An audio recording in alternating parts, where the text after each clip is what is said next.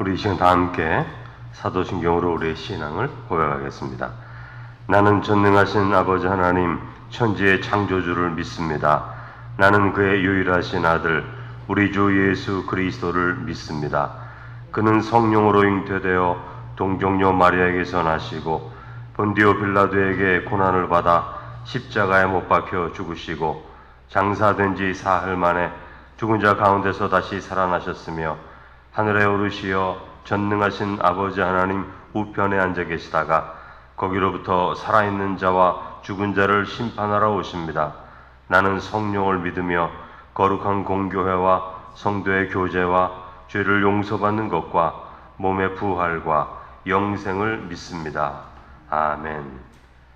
우리 시간 찬송가 391장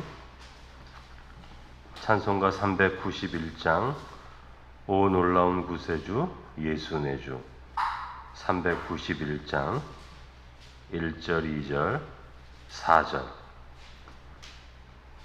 찬송하겠습니다. 391장 오 놀라운 구세주 예수 내 주 참 능력의 주시로다. 큰 바위 및 안전한 그곳으로 내 영혼을 숨기시네. 메마른 땅을 종일 걸어가도 나 피곤치 아니하며 저 위험한 곳 내가 이를 때면 큰 바위에 숨기시고 주 손으로 덮으시네. 오 놀라운 구세주 예수 내 주 내 모든 짐 벗기시네. 죄악에서 날 끌어 올리시며 또 나에게 힘 주시네. 메마른 땅을 종일 걸어가도 나 피곤치 아니하며 저 위험한 곳 내가 이를 때면 큰 바위에 숨기시고 주 손으로 덮으시네. 주 예수님 공중에 임하실 때 나 일어나 맞이하리. 그 구원의 은총을 노래하리. 저 천군과 천사 함께 메마른 땅을 종일 걸어가도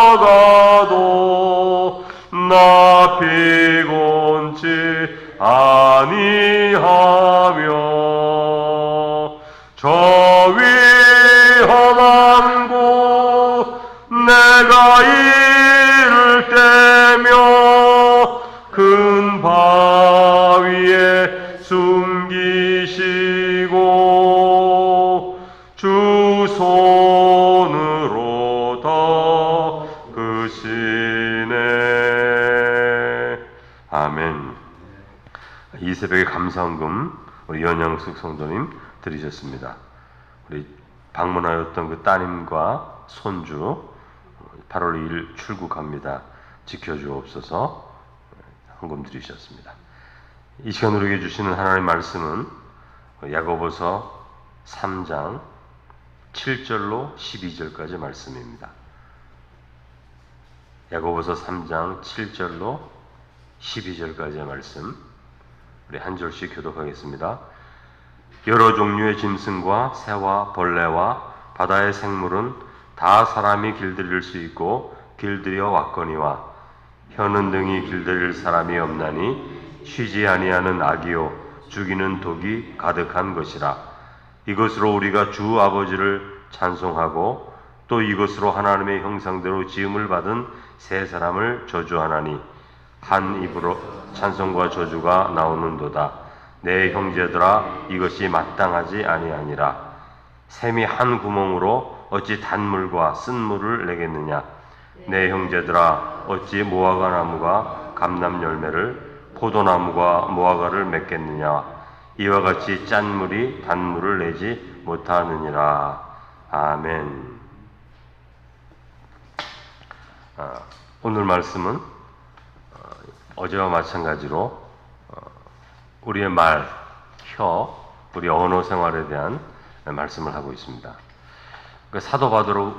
사도 야고보가 지금 말씀을 지금 전하고 있는 대상은 이방인들이 아니고 하나님을 믿는 기독교인들이죠. 그 기독교인들에 대해서 신앙에 대해서 말하는데 지금 계속해서 말과 언어, 우리 혀에 대해서 말하고 있죠. 그러니까 야고보가 초대교회를 이렇게 섬기는 과정 가운데 하나님의 교회를 섬기는 중에 성도들의 삶 가운데 언어로 인해서, 말로 인해서 하나님의 영광을 가릴 뿐만이 아니라 신앙이 성장하지 못하는 것을 너무나 분명히 보아왔기 때문에 지금 말에 대한 말씀을 야고보서에서 계속해서 지금 우리에게 권면을 하고 있는 것입니다. 우리의 삶에 여러 가지 행위가 있는데 이 말의 행위, 우리가 말하는 것이 믿음과도 연관이 되는 것이다. 그걸 말하는 거예요. 그러니까 아무 소용이 없다면, 우리 구원과 믿음에 이 말이 아무 소용이 없다면 아무런 말을 하고 살아도 사도 야고보가 할 말이 없죠. 그러나 왜 말이 중요하냐면 그 말이 우리의 믿음과 연관이 되고 우리의 구원과 연관이 되기 때문에 그런 것입니다. 그래서 우리가 말에 있어서 조심해야 된다는 거죠. 왜냐하면 그 말의 모든 것이 하나님의 심판의 기준이 되기 때문에 그런 것입니다. 우리가 믿음이 있다고 하면, 예수 그리스도를 믿는다면 그런 뜻이죠. 우리가 믿음이 있다고 하면서, 그런 말을 우리가 하면서도 우리 말에 있어서 제어하지 못하고, 말에 제어하지 못한다는 게 무슨 뜻이죠? 감정에 휩쓸려서 말하게 되는 거예요.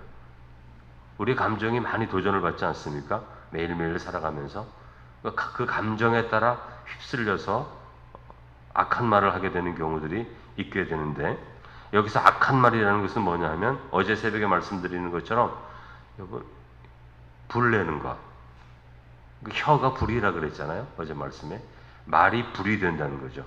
아주 요 비유를 아주 잘 들었는데 말이 불이 됩니다. 태워버리고 소모하게 만드는 거예요.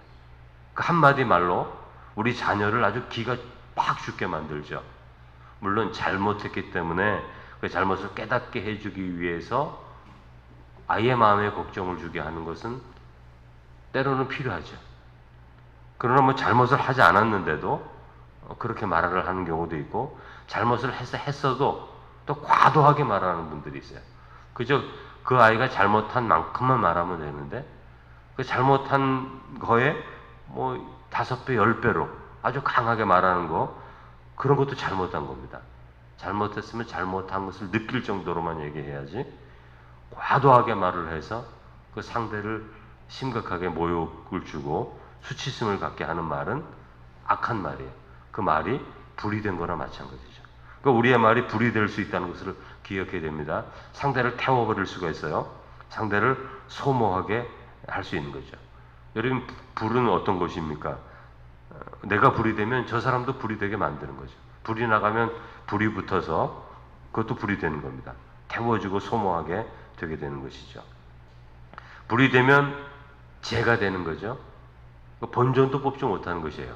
말이 불이 되면 본전도 못 뽑습니다. 본전은 말을 하지 않으면 그냥 그거 그대로 있을 텐데, 우리가 악한 말을 함으로 불을 내버리거든요. 다 태워버리는 거예요. 그러니까 본전도 찾지 못하는 것이 악한 말입니다.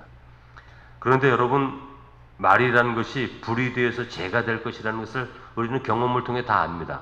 우리는 다 말의 실수가 있었기 때문에 말을 실수하면 이렇게 되는구나.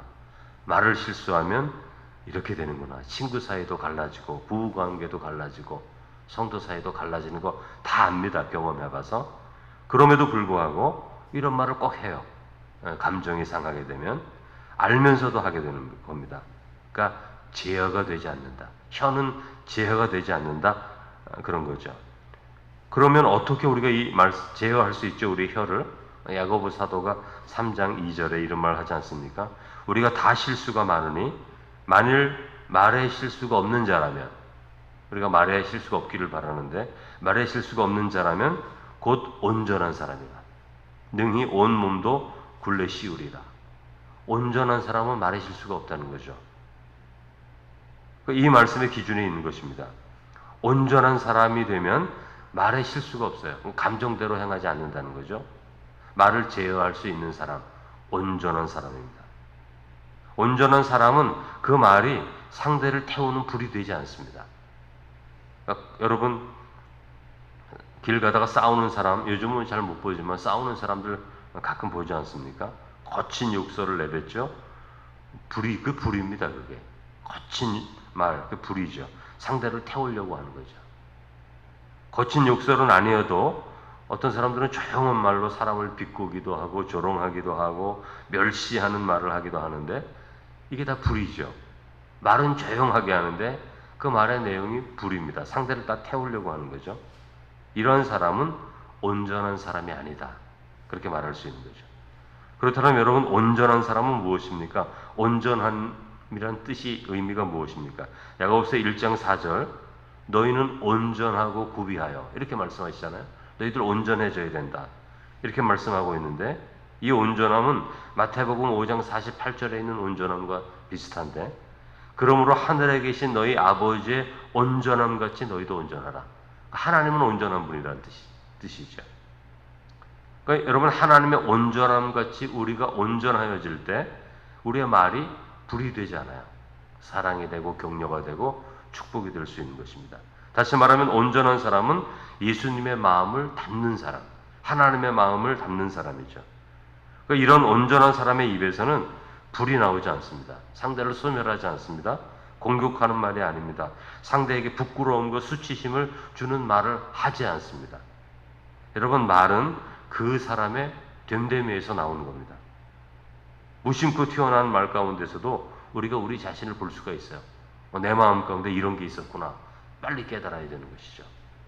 마태복음 12장 34절, 독사의 자식들아, 너희는 악하니 어떻게 선한 말을 할 수 있느냐? 이는 마음에 가득한 것을 입으로 말함이라. 주님께서 말씀하신 거예요. 우리가 말하는 모든 것의 뿌리가 어디 있다고요? 우리 마음 가운데 있는 거예요. 마음 가운데 있는 것이 우리 입술을 통해서 터져나오게 되는 거죠. 그러니까 우리의 언어 생활을 잘 보면 우리의 신앙의 정도를 우리 스스로가 평가할 수 있게 되는 거죠. 7절에 보면 이런 말씀이 있습니다. 이 세상의 모든 생명체들은 다 길들일 수 있다. 그러나 혀는 길들일 수가 없다. 이렇게 말하고 있죠. 여러분, 사자도 길들일 수 있습니다. 어떻게 길들일 수 있죠? 아주 어린 새끼였을 때부터 사자를 키우면 이게 길들여져요. 그래서 여러분, 인터넷을 보면 어떤 사람들이 사자를 키우고 있잖아요, 집에. 그리고 어떤 동물원 같은 데인데 제가 보니까 사자와 곰과 호랑이가 같이 놀고 있더라고요. 이게 말이 안 되는 겁니다, 여러분. 근데 이 맹수들을 어린 새끼들부터 함께 기르다 보니까 함께 커서도 함께 노는 거예요. 그 어린 사자를 키운 영국의 두 청년이 있었는데 몇 년간 이 새끼를 키웠습니다. 그래서 이 새끼가 좀 커졌어요. 그래서 도저히 이제 키울 수가 없으니까 이 사자를 아프리카 얘들이 풀어놓습니다. 왜냐하면 돌려보내야 되니까, 야생 동물이니까. 몇 년간 같이 키우다 돌려보냈어요. 그런 다음에 이 어린 새끼 사자를 보기 위해서 몇 년 후에 그 자리를 방문합니다. 왜냐하면 아프리카의 사자들 이렇게 목에다 이렇게 추적장치 매달아 놓고 어디 있는지 다 이렇게 측정하거든요. 그러니까 어디인지 알아요, 그 사자가. 그 사자 있는 곳에 그 두 청년이 옵니다. 뭐 방송국에서 카메라가 같이 왔어요. 그래서 그 사자하고 이 영국의 이 두 청년이 만나는데요. 사자가 저 멀리서 이렇게 오다가 이 청년들을 보고 알고 막 달려와서 청년들을 막 끌어안고 뒹구는 모습이 있어요. 그게 아주 특종이 돼가지고 오래전의 이야기인데 텔레비에 실린 것을 누가 이제 인터넷에 올려놓은 거예요. 방문. 그러니까 그 사자가 너무나 반가우니까 공중공중 뛰면서 사람을 안고 같이 막 무거우니까 뒹굴고 그래요. 땅에 뒹굴고. 그러니까 맹수들도 여러분 길들여집니다. 어린 시절로부터 키우면은. 그런데 8절의 말씀은 혀는 길들일 사람이 없나니 쉬지 않아야는 악이요 죽이는 독이 가득한 것이다. 그렇게 말씀하고 있어요. 그러니까 우리가 3장을 보면 3장에서 혀의 긍정적인 측면 1절에서 4절. 사람이 온전하면 능히 굴레 씌울 수 있다. 그래서 자기 자신을 제어할 수 있다. 이렇게 말씀하신 이후에 5절 이후에는 혀와 말의 부정적인 사용에 대해서 지금 계속 말하고 있는 겁니다. 그러니까 우리의 혀가 부정적으로 사용될 때 그 말이 악이 되고 독이 된다. 그렇게 말씀하고 있는데 여러분 악과 독이 뭡니까? 사람에게 해를 끼치는 것이고 그저 작은 해를 끼치는 것이 아니라 생명을 빼앗기까지 하는 것. 그게 독이잖아요. 그게 악이잖아요. 우리 말이 그렇게 될 수 있다는 거예요. 그러니까 우리의 혀의 말로서 사람들을 멸망시킬 수 있는 그런 힘이 있다는 거죠. 그러므로 여러분 우리가 말을 할 때 얼마나 조심해야 됩니까? 말이 하나님 앞에 심판의 기준이 될 수 있다는 것이 바로 이거예요. 말에 능력이 있기 때문에 그런 것입니다. 9절에서 12절을 보면 성도의 삶에 악한 말을 사용하는 것을 적용해서 말씀하시는데 9절 이것으로 말로써 우리가 주 아버지를 찬송하고 또 이것으로 또 말로써 하나님의 형상대로 지음을 받은 사람을 저주하나니 한 입에서 찬송과 저주가 나오는도다. 내 형제들아 이것이 마땅하지 아니하니라. 이렇게 말씀하시는 거죠. 여러분 우리가 하는 말을 한번 잘 생각해 보십시오. 우리가 예배와 기도 속에 하나님께 찬송을 드리고 거룩한 말을 하려고 하고 준비된 말을 하기도 하죠. 그러나 동시에 우리가 형제와 자매들을 저주까지는 아니어도 저주는 하나님 저 사람에게 저 사람이 악한 일을 당하게 해주십시오. 심판당하게 해주십시오. 그런 게 저주죠. 저주까지는 아니어도 미워하기도 하고 시기하기도 하고 깎아내리기도 하고 흠을 잡기도 합니다. 그런데 사도는 이런 두 가지 말이 한 곳에서 나올 수 없다는 거예요. 그러면서 예를 듭니다. 두 가지 예를 드는데 11절에 샘이 한 구멍에서 단물과 쓴물을 동시에 낼 수 없다. 그렇게 말씀하는 거예요. 또 12절에 무화과 나무가 감람 열매를 맺을 수 없고 포도나무가 무화과를 맺지 못한다. 그렇게 말씀하시는 거죠. 그러니까 이 말씀은 맺혀지는 열매를 보면서 판단하라는 것이죠. 그렇다면 우리의 말이 한 번은 하나님께 찬양하는 찬양의 소리를 하고 또 다른 곳에서는 저주의 말을 한다면 미움과 다툼과 시기의 말을 한다면 그게 두 가지가 동시에 나올 수가 없다는 거예요. 그러면 결국 우리 자신이 어떤 사람이냐? 좋은 나무가 좋은 열매를 맺는 것처럼 우리의 입술을 통해서 악한 말들이 나온다면 우리 자신이 어떤 사람이냐? 악한 사람이라는 거죠. 나쁜 나무라는 거죠. 악한 나무이기 때문에 너희의 입에서 악한 말이 나오는 것이다. 사도가 지금 그 말을 하고 있는 것입니다. 그러므로 여러분 우리가 난 하나님께 기도하지, 난 하나님께 이런 열심을 하지 이렇게 말할 수 없는 게 하나님께는 한 번은 이렇게 하고 한 번은 형제와 자매들을 그렇게 평가한다면 두 가지가 함께 나올 수 없기 때문에 악한 것에 열매 맺는 것이 우리 마음에 있다는 것을 우리가 돌아보아야 한다. 그렇게 말하는 것입니다. 그러므로 여러분 신앙생활은 온전한 사람이 되어가는 삶의 길인 거예요. 우리가 신앙생활을 왜 합니까? 온전한 사람 되려고. 예수 그리스도의 마음을 닮은 사람 되려고. 하나님의 구원을 온전히 이루기 위해서. 여러분 온전한 사람이라는 게 뭡니까? 모든 삶에 일정한 거예요. 어떤 분이 이 부분에선 잘해요. 하나님 앞에. 근데 이 부분에서는 세상 사람과 같아. 이건 온전한 것이 아닙니다. 온전한 것은 이것도 온전하고 저것도 온전하고 또 저것도 온전하고 그럴 때 그걸 온전하다 그러지.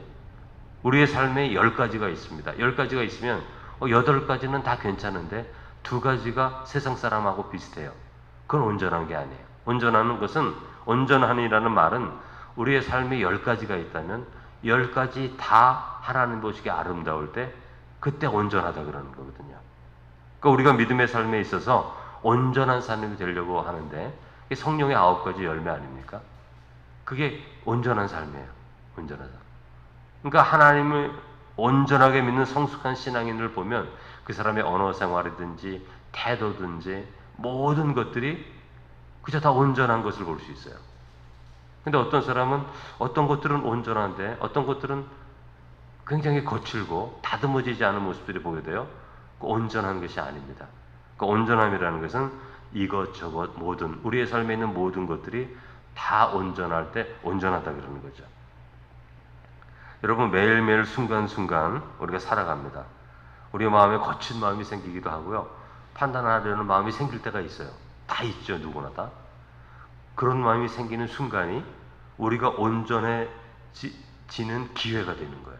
왜냐하면 그런 순간이 왔을 때 감정에 따라 함부로 말하지 않고 우리의 마음 가운데 하나님, 제가 주님을 닮기를 원합니다. 주님을 의지하여 온전한 자 되기를 원합니다. 이 악한 마음을 나의 마음으로부터 제하여 주옵소서. 이렇게 믿음으로 기도하면서 상대에게 선한 말을 하고 축복을 하기 시작하면 바로 그 자리가 온전하기 위해 승리하는 자리가 되는 거죠. 이런 자리가 많아지게 되면 우리의 삶이 온전해지는 거예요. 우리의 삶에 거친 부분이 다 있습니다. 누구나 다. 그러나 그런 부분들이 약하기 때문에 자주 시험을 받는데 그럴 때마다 온전해지기 위해서 마음의 결단을 하고 하나님의 뜻에 합당한 일을 행하는 결단을 하면서 순종하게 되면 그것이 온전해지는 거예요. 자꾸 온전해지는 거죠.